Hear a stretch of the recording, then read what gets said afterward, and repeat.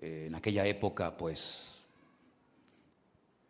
afligían a los pobres, e incluso algunos convertidos con mucha capacidad económica iban a las iglesias y pretendían que fueran tratados de una forma diferente, ¿no? En un trato preferencial, y eso ni al Señor le agrada y a Santiago pues lógicamente tampoco, ¿no? Y él habla mucho acerca de someterse a Dios, de buscar la sabiduría que viene de lo alto, porque también habla de una sabiduría terrenal, animal y diabólica. Pero habla de la sabiduría que viene de lo alto, la sabiduría que viene de Dios. Que dicho sea de paso, él dice que si algún hermano en algún momento de su vida necesita sabiduría, porque no sabe qué hacer, pues que la pida el Señor. Pero cuando pida, que pida con fe, no dudando. Y el Señor dice que le dará la sabiduría necesaria para, en fin, para tomar la decisión o para hacer lo que le corresponda hacer. Habla acerca de la lengua. Habla acerca de la importancia de las obras, en fin, toca muchos temas y en cierto sentido alguien ha dicho, o algunos comentaristas han dicho, que tiene un estilo parecido a los proverbios del Antiguo Testamento, porque salta de un versículo a otro tocando un tema, tocando otro tema, y a veces parece como que pierde el hilo, pero luego lo retoma. Es una carta muy interesante, es una carta muy bonita. Hay varias personas en el Nuevo Testamento que tienen el nombre de Jacobo o Santiago. El Señor Jesucristo tenía un hermano que se llamaba Santiago. Estaban Santiago los hijos de Zebedeo, estaban Santiago los hijos de Alfeo. Hay varias personas que reciben este nombre. Y en el capítulo 4, él toca un tema que a mí particularmente me ha llamado muchísimo la atención. Y ahora les voy a decir por qué, cuando terminemos de leer la porción. En el capítulo 4 de Santiago, desde el versículo 13 en adelante, la palabra de Dios dice así: vamos ahora, los que decís, hoy y mañana iremos a tal ciudad, y estaremos allá un año, y traficaremos, y ganaremos. Cuando no sabéis lo que será mañana, porque ¿qué es vuestra vida? Ciertamente es neblina que se aparece por un poco de tiempo y luego se desvanece. En lugar de lo cual deberíais decir, si el Señor quiere, viviremos y haremos esto o aquello. Pero ahora os jactáis en vuestras soberbias. Toda jactancia semejante es mala. Y al que sabe hacer lo bueno y no lo hace, le es pecado. ¿Cuántos dicen amén? Si algo creo que todos hemos aprendido en este último año, es que eso de hacer planes a largo plazo, como que ya no va. Ya todo es a corto plazo. Hemos visto que el mundo cambia de un día para otro con una rapidez tremenda. Hemos visto cómo la economía, las familias, las naciones, todo cambia con una rapidez tan brutal que eso, ya digo, de hacer planes a largo plazo, pues como que ya no va con nosotros. En aquellos tiempos de la Biblia en los que se escribió esta carta, el Imperio Romano no paraba de conquistar nuevas tierras. Y cuando conquistaba nuevos territorios, Roma tenía la costumbre de levantar nuevas ciudades y de invitar a la gente alrededor o de otras naciones a que fueran a vivir a esas ciudades. Y muchos judíos iban, porque el Señor les dio a ellos la capacidad de hacer negocios y de ganar dinero. Y muchos judíos iban a esas ciudades recién inauguradas para empezar una vida nueva. Y hacían planes, sobre todo con el objetivo, con la intención de ganar dinero, de hacerse ricos rápidamente, porque montarían el primer negocio de lo que fuera y lógicamente la gente tendría que recurrir a él para comprar lo que fuera. Y Santiago, observando la costumbre que había en aquella época de buscar nuevos territorios, nuevos lugares para empezar una vida nueva y ganar dinero rápidamente, fácilmente, dirige estas palabras específicamente a ese tipo de personas. Esas personas que hacían planes sin consultar con Dios. Esas personas que hacían planes a largo plazo y no metían a Dios en sus planes, sino que tenían como una especie de agenda, pero Dios no aparecía por ninguna parte. Y hay una clarísima advertencia para nosotros los creyentes hoy en día acerca de no hacer planes a largo plazo, porque es perder el tiempo. Y sobre todo cuando no consultamos con Dios, podemos correr graves peligros. ¿Qué es la vida? Es el título del mensaje de hoy. Santiago dice que la vida es como una neblina que aparece por un poco de tiempo y cuando te das cuenta se ha desvanecido y se ha ido para siempre. La semana pasada fui a un tanatorio a darle la despedida a un hermano mucho más joven que yo, que tuvimos la oportunidad de conocerlo con 14 años y llevarlo a los pies de Cristo, y por un tumor que tenía en su cabeza, pues ya en este momento no está entre nosotros, sino que está en la presencia del Señor. Y algunos de ustedes lo conocieron, porque durante algún tiempo fue el batería de esta congregación, de esta iglesia, nuestro hermano Santi, que partía a la presencia del Señor la semana pasada. Y uno dice, Señor, una persona joven, una persona tan noble, ya no está entre nosotros, ¿verdad? La última vez que lo vi, me lo encontré en un centro comercial junto con su esposa. Nos saludamos y me pidió allí en el pasillo de ese centro comercial que orara por él. Y esa fue la última vez que lo vi. Y la próxima vez cuando supe algo de él es que ya no estaba entre nosotros. Y uno se queda como sorprendido, ¿verdad? Lo rápido que le pasó la vida a este hermano. Pero esta semana, una hermana desde Bélgica, un matrimonio precioso con su niño, que han viajado en varias ocasiones con nosotros a Israel, me mandaba un WhatsApp pidiéndome oración por su marido, que necesitaba urgentemente un milagro en su vida.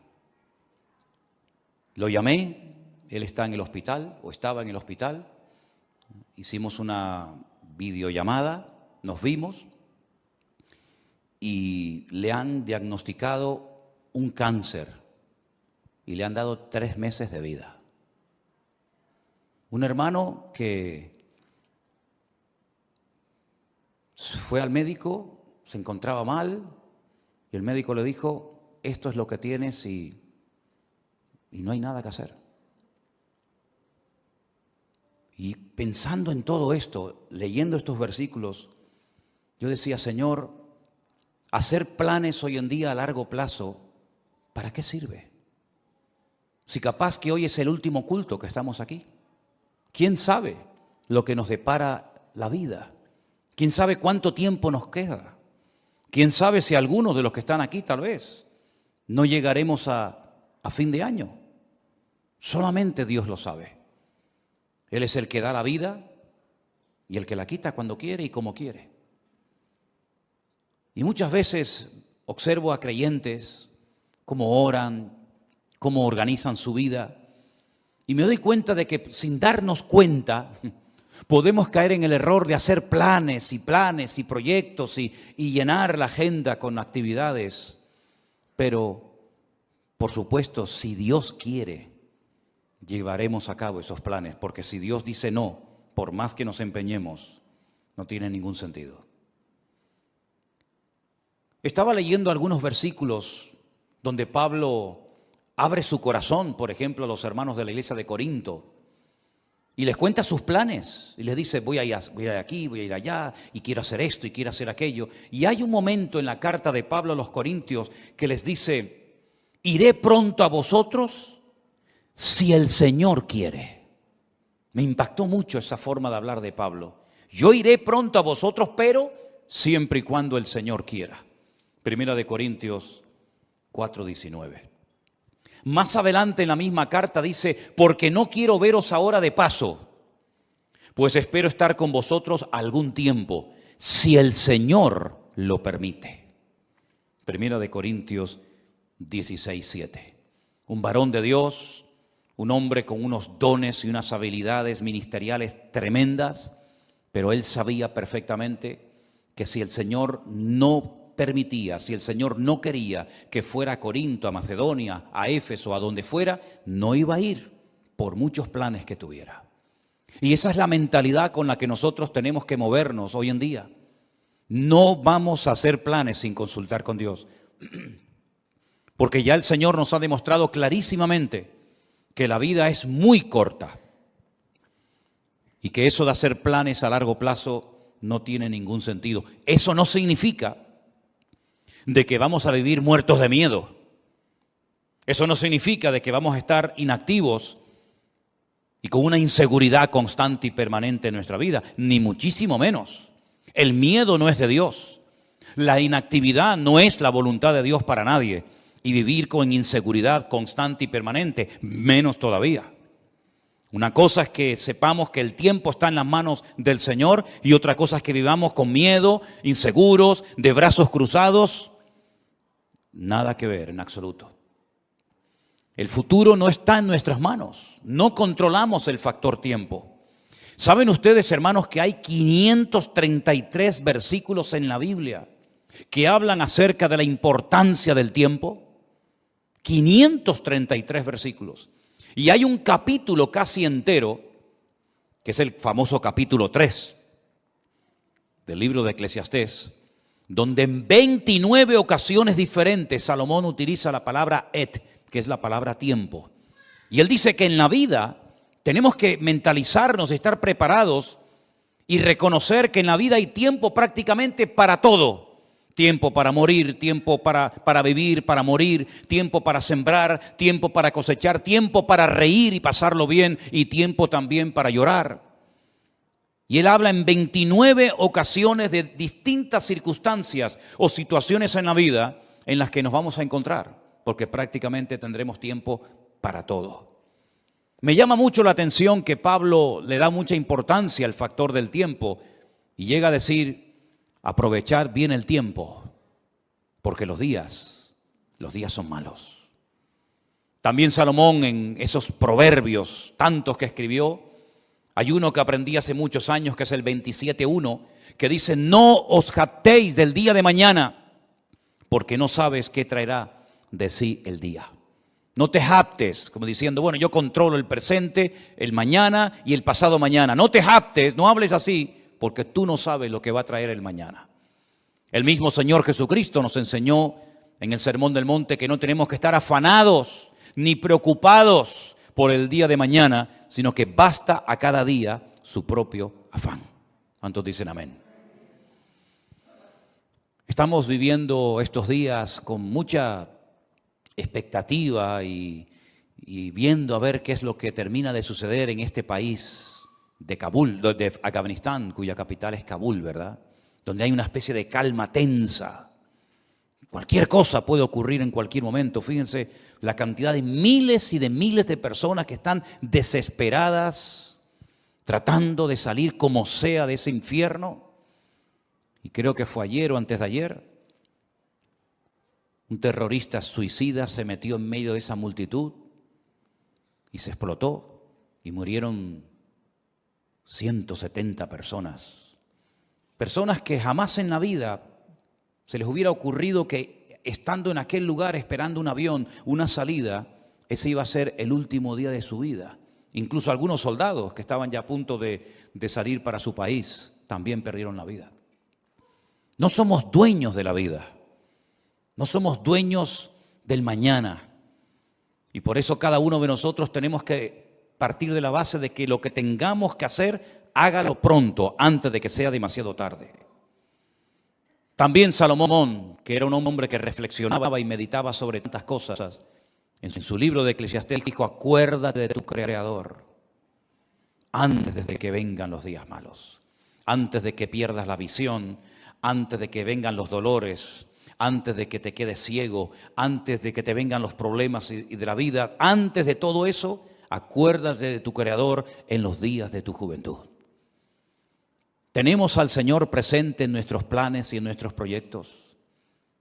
Una vez escuché una entrevista que le hacían a un famoso cantante, donde decía que tenía su agenda llena para los próximos 5 o 6 años, si no recuerdo mal. Tener la agenda llena para los próximos 5 o 6 años. Y después vino el COVID y todo eso, y seguramente su agenda la tuvo que tirar a la basura.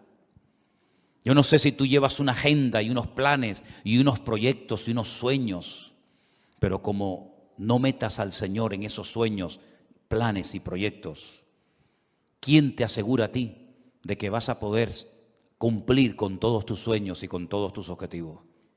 Por eso siempre le digo a la gente, ¿has orado y has consultado con Dios lo que has decidido hacer?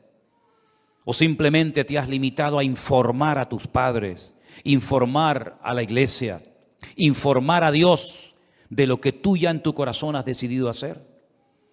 Esa es una mala costumbre. Por eso Santiago dice que el que sabe hacer lo bueno y no lo hace, está pecando. Y pecamos cuando informamos a Dios de los planes que ya hemos decidido llevar a cabo. Esa no es la actitud de un cristiano maduro. La actitud de un cristiano maduro que quiere agradar a Dios tiene que ser: Señor, esta es tu voluntad. ¿Quieres que haga esto? ¿Quieres que me dedique a esto? ¿Quieres que me quede aquí? ¿Quieres que me vaya para allá? En otras palabras, Señor, no quiero forzar circunstancias. No quiero que respaldes mis planes si no coinciden con tus planes. Que no se haga nunca nuestra voluntad, sino la de Dios en nuestras vidas. ¿Cuántos dicen amén? La vida se pasa volando. Curiosamente, el otro día Miriam estaba así como un poco mosqueada porque no le hace gracia cumplir 25 años. ¡Oh, qué tragedia! 25 años. Qué tremendo, ¿no? Si nos miramos a nosotros mismos, por lo menos en mi caso, no sé en el vuestro, a mí la vida se me ha pasado volando. Ni me he enterado, pero aquí estoy. Aquí he llegado. Pero tal vez por la actividad, tal vez porque hemos estado siempre metidos en las cosas del Señor y no hemos tenido prácticamente tiempo para aburrirnos. La vida pasa tan rápidamente que ahora te paras y dices: Señor, me queda menos de lo que ya he vivido. Incluso en el ministerio, a menos que Dios te dé una fuerza de un toro, lógicamente siempre le queda a uno menos vida de la que ya ha vivido cuando uno llega a ciertas edades, ¿verdad? Por eso qué importante ahora más que nunca, y sobre todo los jóvenes, los que todavía teóricamente tenéis muchos años por delante, que se acostumbren a consultar con el Señor todos los pasos que queréis dar. Porque nadie de nosotros está vacunado en contra de errores, en contra de equivocarnos, sino más bien todo lo contrario. Yo recuerdo pasajes en la Biblia que me han hecho reflexionar mucho, como por ejemplo un día cuando el rey David le comenta al profeta Natán que tiene en su corazón el plan, el proyecto, la idea de construirle una casa a Dios, un templo. Y llega el profeta Natán y le dice: haz todo lo que pongas, lo que sientas en tu corazón, porque Dios está contigo. Y al día siguiente tiene que llegar y decirle: Dios te dice que tú no puedes construir ese templo, sino tu hijo lo hará. ¿Qué había de malo en construir una casa, un templo a Dios? Nada. Pero los planes de Dios no eran que David fuera el que construyera el templo, sino su hijo. Para él su sueño en la vida era construirle un templo al Señor. Además, ya estaban todos los enemigos prácticamente sometidos, derrotados. Todos pagaban impuestos. Había paz en el país, todas las fronteras estaban bien seguras. Era el momento idóneo para comenzar a construir ese templo. Pero el Señor dijo no. Y él se murió con ese anhelo en su corazón de construir esa casa, ese templo al Señor. Pero le preparó todo para que su hijo Salomón lo hiciera. Así son las cosas del Señor. Unos siembran, otros cosechan, unos preparan todos los materiales para la construcción del templo, otros lo construyen. Cada uno de nosotros tenemos que consultarle al Señor si lo que estamos haciendo con la única vida que tendremos, que es esta, porque con la otra vida no contamos en el sentido de que allí no vamos a mandar nosotros, pero con la única vida que nosotros podemos tener un mínimo de voluntad, tenemos que acostumbrarnos a someter todo absolutamente a Dios. Para no perder el tiempo, para no encariñarnos, para no entusiasmarnos con cosas, con planes, con lugares, con personas que al fin y al cabo no entraban dentro de los planes de Dios. ¿Qué sentido tiene invertir mi vida, mi tiempo, mi energía, mis dones, mi juventud en algo para lo cual yo no nací? en algo que Dios no dispuso para mi vida? ¿Qué sentido tiene? Ninguno. Haber perdido mi tiempo, haber perdido mi vida en cosas que no eran de la voluntad de Dios. Sí, habrás ganado mucho dinero, pero dice la Biblia que un hombre, y si ustedes han prestado atención a la lectura esta tarde, fue muy interesante la parábola que el Señor contó. Un hombre que fue prosperado en sus negocios, un hombre que decidió ampliar sus graneros, porque había producido tanto su herencia, había producido tanto su negocio, que dijo, bueno, voy a derrumbarlo todo y voy a construir graneros más grandes. Los derribaré, edificaré mayores, guardaré mis frutos, guardaré todos mis tesoros, todo mi patrimonio. Y cometió una gravísima equivocación. Le habló a su alma, le habló a sí mismo y dijo, alma, muchos bienes tienes guardados para muchos años, repósate, come, bebe y regocíjate. Y el Señor le dice, necio, estás hablando y comportándote como un necio. Tendrás dinero, tendrás mucho patrimonio, tendrás muchas cosas, pero eres un necio. Porque la forma como hablas delata tu inmadurez. La forma como hablas no es de un hombre sabio. ¿Cómo le vas a decir a tu alma que todo lo que has acumulado es para que ahora reposes, comas, bebes y disfrutas de la vida? Si esta noche vienen a buscarte, a pedirte tu alma, ¿qué harás con todas tus riquezas? No te van a servir absolutamente de nada. Absolutamente de nada. Dice, así es el que hace para sí tesoro, pero no es rico para con Dios. ¿Estás atesorando en Dios o estás atesorando para este mundo pasajero y efímero, que es como neblina que pasa rápidamente? Cuando uno observa a las personas del Antiguo Testamento, sobre todo al principio en el libro del Génesis, la cantidad de años que vivían, llegando a edades tremendas, como por ejemplo la del famoso Matusalén, que parece que no se moría nunca, ¿verdad? 100, 200, 300, 400, una barbaridad de años. Pero al final, por muchos años que vivieron, todos y cada uno de ellos murieron y partieron a la presencia de Dios. Y por muchos años que podamos vivir en este mundo, tarde o temprano tendremos que reconocer que en este mundo estábamos de paso. Tuvimos el privilegio de haber conocido a Cristo y de haber aceptado a Cristo como nuestro Señor y Salvador personal, de haber entendido el Evangelio.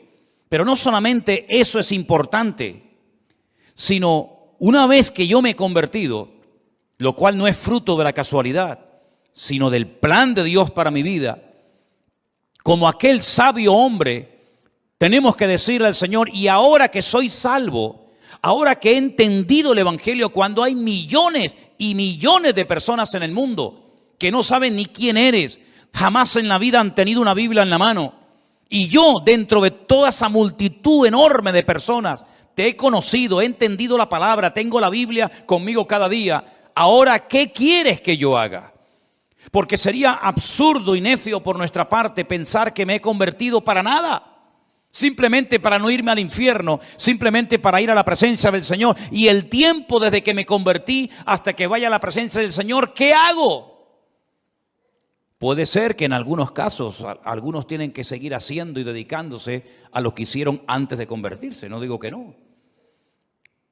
Pero por ejemplo el apóstol Pablo o Saulo de Tarso recién convertido tuvo el valor de preguntarle al Señor, ¿qué quieres que haga? Porque teóricamente lo humanamente, lo lógico hubiera sido volver a Jerusalén, contarle a los que te enviaron que tuviste una experiencia que te cambió la vida y seguir con tu tradición, con tu ley, con tu mundo de rabino, etcétera, etcétera. Pero fue valiente y se atrevió a decirle a Dios, ¿y ahora qué quieres que haga? Y el Señor le dijo, entra en la ciudad y se te dirá lo que debes de hacer. No le habló un ángel. No le habló Dios con una voz audible revelándole el plan para su vida, pero Dios utilizó a un hombre fiel que estaba viviendo en aquella ciudad que se llamaba Ananías. Y Ananías fue, oró por él y le dijo, hermano Saulo, esto y esto es lo que Dios quiere que hagas con tu vida. ¿Tú has tenido esa segunda experiencia? ¿O has tenido solamente la experiencia de haber nacido de nuevo? Gloria a Dios por ella. ¿O has tenido la segunda experiencia de decir, no solamente me convertí, sino que además esperé en el Señor y el Señor me reveló cuál era su voluntad para mi vida? Yo sí la tuve, tanto la primera como la segunda. Le dije una noche al Señor, muy joven, ¿qué quieres hacer con mi vida? Y Él puso en mi corazón y las puertas se me abrieron y las circunstancias se dieron para que yo me preparara. Y en los últimos 40 años de mi vida he estado sirviendo a Cristo, lo cual ha sido la mejor decisión que he tomado en toda mi vida. Y lo que lamento es que no podré tener tal vez otros 40, 50 o 60 años sirviendo al Señor, porque hay tanto por hacer. Hay tantas vidas que aún no han conocido a Cristo. Hay tanta palabra que aún queda por enseñar. Pero gloria al Señor que en la Biblia vemos que uno moría y Dios automáticamente levantaba a otro. Me imagino que para el pueblo de Israel habrá sido una tragedia, una pérdida tremenda el haber perdido a Moisés, porque además ni pudieron enterrarlo, porque se fue una mañana a orar al monte y nunca más volvió, porque dice que Dios lo enterró y nadie sabe dónde Dios lo metió. Y me imagino que algunos habrán dicho, ¿y ahora qué hacemos? El Señor levantó a otro hombre llamado Josué. Amén, hermanos. Y Josué terminó la tarea que Moisés no pudo acabar, que era la de introducir al pueblo de Israel en la tierra prometida y después distribuir la tierra proporcionalmente a todas y a cada una de las tribus de las familias. Y cuando muere Elías, aquel hombre valiente, aquel hombre que Dios usó tanto, alguien habrá dicho, bueno, ¿y ahora? ¿Ahora cómo Dios nos va a hablar si no hay nadie? Claro que había alguien. Dios levantó a un Eliseo. La tragedia fue que cuando murió Eliseo no hubo otro que se levantara como él. Y hoy en día tenemos que partir de la base de que nos complementamos los unos a los otros. Y uno llega hasta un punto y el otro sigue de ese punto al siguiente y así sucesivamente. Y tenemos que pedirle al Señor, Señor, ¿para qué me has traído a este país? ¿Para qué me has traído a esta iglesia? ¿Por qué he conocido este ministerio? ¿Por qué te he conocido a ti? El otro día paseando por la calle, oía a algunas personas hablar y conversaciones y yo decía, Señor, no sé cómo hoy en día hay gente que es capaz de vivir sin Dios. Vidas huecas, vidas vacías, no tienen tema de conversación, siempre hablan de lo mismo. Pones la televisión y llega un momento que dices, Dios mío, me siento como un bicho raro. Todo lo que oigo es como en otra frecuencia completamente diferente a la que nos tenemos que mover los creyentes. Vemos una necesidad tremenda en Afganistán. Bueno, yo no hablo el idioma de ellos ni mucho menos, pero hasta te entran las ganas de decir, Dios mío, me gustaría ir para allá para poder evangelizarles y poder hablarles de Cristo, ¿no? Y como en Afganistán hay 20.000 lugares en el mundo donde hay tanta necesidad de tanta gente que no conoce al Señor. Y después por otra parte te encuentras a un montón de creyentes aburridos, que no le encuentran sentido a su vida. Creyentes que pasan los días, las semanas, los meses y los años, y cuando no le duele aquí, le duele allá, y cuando no le duele allá, le duele por allá, y siempre soy yo, mi necesidad, mi economía, mi dolor, mi artrosis, mi artritis, mi no sé qué. Y yo digo, pero Dios mío, ¿cuándo nos vamos a dar cuenta de que no estamos en esta vida para perder el tiempo? Sino que estamos en esta vida para cumplir con el propósito por el cual tú permitiste que yo naciera y volviera a nacer de nuevo al conocerte a ti. ¿Qué es la vida? Neblina, lo dice bien claramente la palabra de Dios. Es una neblina. Cuando te das cuenta, llegas a los 25, a los 30, a los 40, a los 50, a los 60, a los 70, a los 80 y vamos a parar ahí. Y uno dice, ¿y qué son 80 años? ¿Qué son 90 años? Me acuerdo un día fui a ver a mi abuelo en los últimos días ya de vida que le quedaban. 106 años tenía en ese momento cuando hablé con él y se me queda mirando y me dice, ¿y yo por qué vivo tanto? ¿Por qué vivo tanto? No me muero nunca, me dice. He enterrado a todos mis amigos, he enterrado a montones de gente. Y se cumplió aquello que decía mi padre, el viejo, el abuelo nos va a enterrar a todos, porque todos se morían menos él. Pero al final murió, se le acabó la pila. Y uno dice, madre mía, 106 años. ¿Y qué son 106 años? No es nada, es neblina que pasó. Duró un poco más la neblina ese día, pero al final la neblina terminó también disolviéndose. Hay un versículo en la Biblia en el libro de Eclesiastés. Vengan conmigo, por favor, al capítulo 3. Muy interesante, donde Salomón, reflexionando acerca de lo que es la vida, las distintas circunstancias, momentos y experiencias que vamos a tener, él dice lo siguiente: ¿qué provecho tiene el que trabaja de aquello en que se afana? Eclesiastés 3:9. ¿Qué provecho tiene? ¿Cuál es el objetivo? ¿Cuál es la finalidad de aquello en lo que me afano?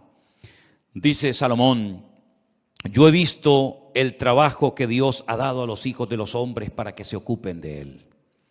Todo lo hizo hermoso en su tiempo y ha puesto eternidad en el corazón de ellos, sin que alcance el hombre a entender la obra que ha hecho Dios desde el principio hasta el fin. Yo he conocido que no hay para ellos cosa mejor que alegrarse y hacer bien en su vida. Y también que es don de Dios que todo hombre coma y bebe y goce el bien de toda su labor. He entendido que todo lo que Dios hace será perpetuo. Sobre aquello no se añadirá, ni de ello se disminuirá, y lo hace Dios para que delante de Él teman los hombres. Aquello que fue, ya es, y lo que ha de ser, fue ya, y Dios restaura lo que pasó. Es como un círculo, ¿verdad? Unos van, unos vienen, unos mueren, unos nacen. Pero las lecciones que el Señor ha grabado a fuego en nuestros corazones en este último año, creo que no tenemos que olvidarlas nunca en la vida. Dios nos está dando oportunidades hoy en día más que nunca para que podamos hacer lo más importante que podemos hacer, que es servir a Dios, servir a su obra y dar la vida en rescate por muchos. ¿Cuántos dicen amén? Nadie de los que están aquí en esta tarde que ha conocido el Evangelio tiene por qué sentirse inútil, que no sirve para nada, que no está capacitado, que no sabe. Déjense de excusas, hermanos. Todos y cada uno de los que estamos aquí hemos sido llamados específicamente por el Señor. Primero para que le conociéramos a Él. Pero ya le conoces, ya está, gloria a Dios. Ahora cada día nos esforzamos, leemos la palabra, estudiamos, oramos, nos congregamos. Eso es normal en la vida de cualquier creyente, el crecimiento, el desarrollo, la madurez, ¿verdad?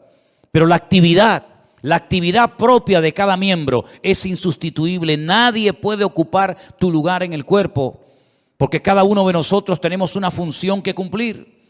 Y la Biblia dice que una iglesia sana es cuando cada miembro reconoce para qué está en ese cuerpo, cuál es su función y cuál no es su función. A veces veo gente que se quiere dedicar a lo que Dios no lo ha capacitado, en vez de dedicarse y ocuparse a lo que Dios sí le ha capacitado. No tienen que imitar a nadie, no tienen que frustrarse diciendo: a mí me gustaría cantar o predicar o hacer o ser como aquella otra persona. No, porque no es así como tenemos que movernos en el reino. Tenemos que decirle al Señor: Señor, ¿cuál es mi función? Y dice la Biblia que hay miembros en el cuerpo que parece que no sirven para nada, pero a la hora de la verdad son a veces los más necesarios. Y hoy en día necesitamos un ejército de hombres y mujeres que pasen tiempo orando a Dios. Hay tantas necesidades. Una de las cosas que más me golpea el alma cada día es cuando recibimos cientos de peticiones de auténticas tragedias, de niños que se están muriendo, de familias destrozadas, de gente que le han diagnosticado un cáncer, de gente que se encuentra, y es todos los días, peticiones y peticiones y peticiones. Y necesitamos un ejército de personas que tomen conciencia de la realidad del mundo espiritual. El mundo espiritual está cambiando de una forma galopante, tremenda. Y espero equivocarme en lo que voy a decir. El tiempo lo dirá. Pero probablemente cambios aún más brutales, más bruscos que los que hemos experimentado en este último año están en el horizonte. Desde hace años, simplemente para ponerles un pequeño ejemplo, desde hace años Israel viene advirtiendo al mundo del peligro de que una nación árabe se haga con armas atómicas. No hay ninguna nación árabe hoy en día en el mundo que disponga de armamento nuclear, ninguna. Pero hay una que Israel viene años diciendo: están preparándose para tener su armamento nuclear, y me refiero concretamente a Irán, la antigua Persia.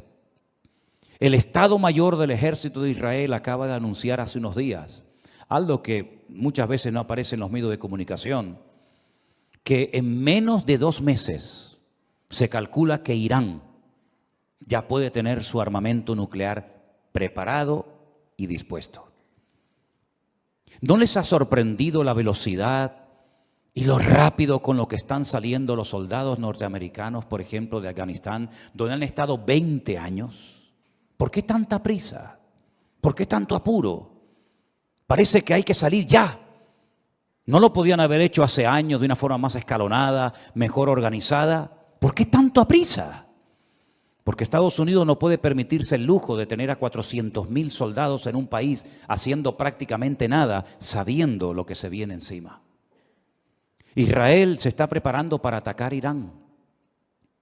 No puede esperar que Irán le ataque, porque si Irán le ataca, lo destruye. Israel tiene que pegar primero para no ser destruida. Si en los próximos meses, como se comenta, Israel decide atacar Irán, porque sabe que le queda poco tiempo, menos de 2 meses, para decir vamos a por ellos, el mundo va a cambiar completamente. Por eso cuando veo a creyentes hablando de vanidades, de modas, de cosas ridículas y absurdas, yo digo, pero no son conscientes de la que se nos viene encima. Si este hecho, que espero que se dilate en el tiempo, se va a llevar a cabo en los próximos meses, nuestra vida va a cambiar para siempre. Y puede ser el inicio perfectamente de una tercera guerra mundial, donde se van a utilizar una serie de armas que no se han utilizado jamás, y donde los bloques bien posicionados, los chinos, los rusos, los árabes, Occidente, Oriente, ya cada uno sabe dónde colocarse y qué fichas mover en el tablero. Por eso lo que tengamos que hacer, queridos hermanos, vamos a hacerlo pronto, porque el tiempo se acorta y no hay tiempo que perder. Y la palabra del Señor nos enseña que Cristo viene pronto, pero antes de que el Señor venga, dará un tiempo de gracia para que el hombre conozca el Evangelio. Pero dice, ¿cómo creerán si no hay quien les predique? No tenemos que decir que no ha habido personas que se han convertido, vamos a decir, entre comillas, solas. Sí, hay algún caso por ahí, sí. Alguna persona que se compra una Biblia, que viene a una iglesia, sí, pero son los menos. El sistema de Dios es que la iglesia se ponga las pilas y predique el Evangelio a tiempo y fuera de tiempo. Y la Biblia